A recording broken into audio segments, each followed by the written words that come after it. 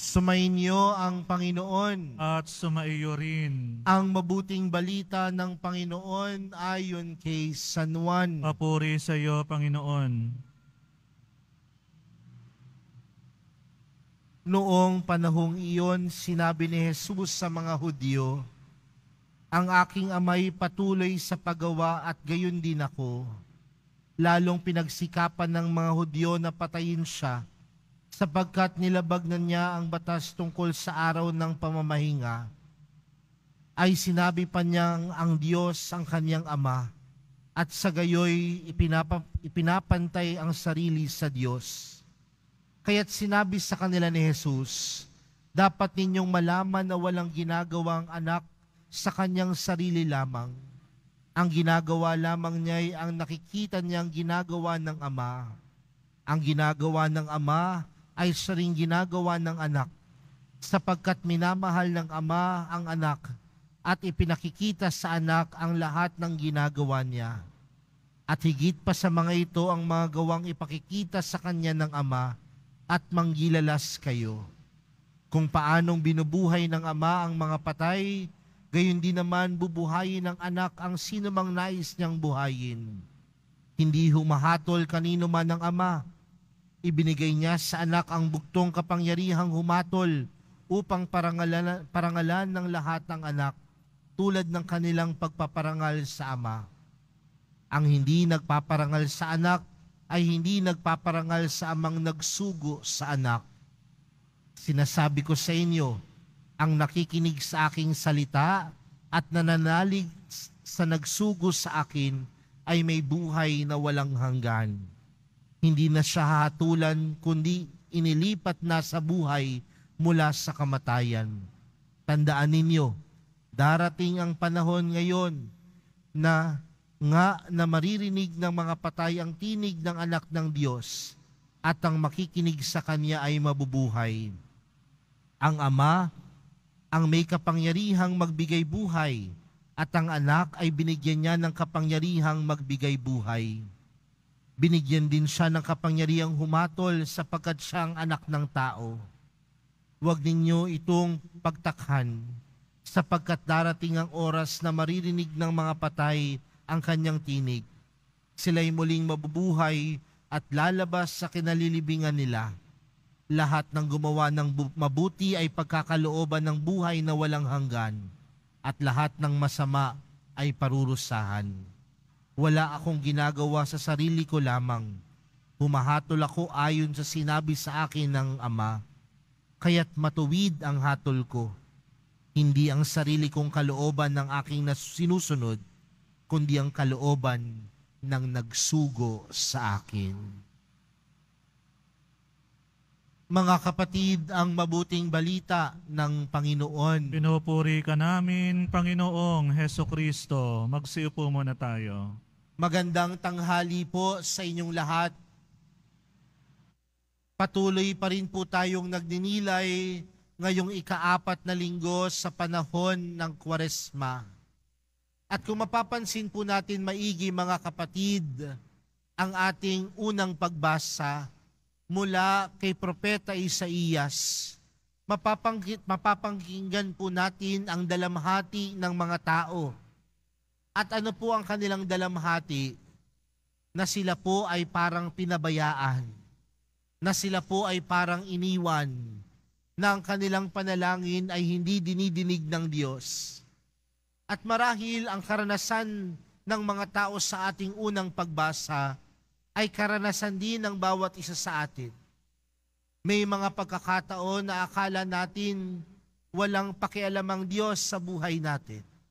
May mga pagkakataon sa buhay natin na akala natin hindi tayo pinakikinggan ng Diyos. Pero napakaganda po ng sinabi ng Diyos sa bandang dulo ng ating unang pagbasa. Sabi ng Diyos, kung meron mang inang lumilimot sa kanyang bunso, ako'y hindi lilimot sa inyo kahit na sandali. Ako'y hindi lilimot sa inyo kahit na sandali. Magandang pagpapaalala na kailanman ng Diyos hindi makalilimot.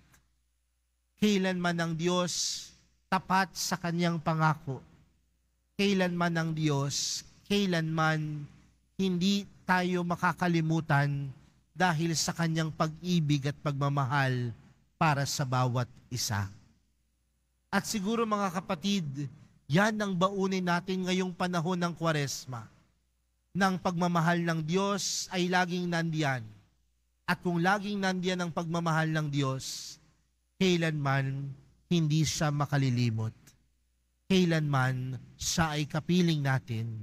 Kailanman siya ay kasama natin. At yan marahil ang pinatutungkulan ng ating Ebanghelyong napakinggan para sa araw natin ngayon. Kung mapapansin po natin, ang ating Ebanghelyo ay pagpapatuloy ng ating Ebanghelyo kahapon. At ano po ba ang Ebanghelyo natin na pakinggan kahapon? Na merong isang paralitikong may sakit ng 38 taon.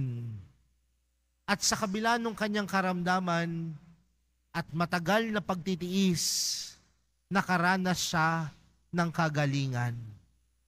Pero yung mga tao sa kanilang paligid, ang mga Pariseo at mga Eskriba, pinagdudahan si Jesus. Pinagdudahan yung kanyang pagpapagaling. At ginawa ni Jesus ang pagpapagaling sa araw ng pamamahinga na hindi dapat kumilos. Pero ano ang pinaintindi sa kanila ng Diyos? Ano ang pinaintindi sa kanila ni Jesus? Na yung kanyang pagpaparamdam ng kagalingan ay pagpaparamdam din ng pag-ibig ng Diyos. At ang pag-ibig ng Diyos hindi nagpapahinga. Ang pag-ibig ng Diyos hindi nakalilimot. Ngunit ang pag-ibig ng Diyos wagas. Walang pinipiling oras at pagkakataon. Ngunit ang pag-ibig ng Diyos ay laging sumasa atin. Kaya nga, anong pahiwatig sa atin ni Jesus sa ating Ebanghelyo? Lahat ng kanyang ginawa ay ginawa niya hindi lamang patungkol sa kanya, kundi lahat ng ginawa niya dito sa lupa ay sumasalamin sa pag-ibig ng Diyos. Yung kanyang pagpapagaling, yung mga salitang lumalabas sa kanyang bibig, sumasalamin sa pag-ibig ng Diyos. Kaya mga kapatid, yan din ang hamon sa atin. Tayong mga sumusunod kay Jesus, ano ba ang sinasalamin natin sa ating buhay? Sumasalamin din ba sa atin ang pag-ibig ng Diyos?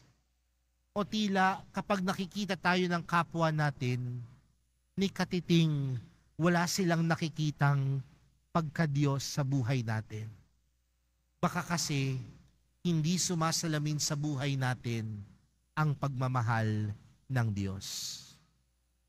Mga kapatid, sa buong tanan ng buhay ni Jesus, hindi man ito kailanman nagpatungkol sa Kanya.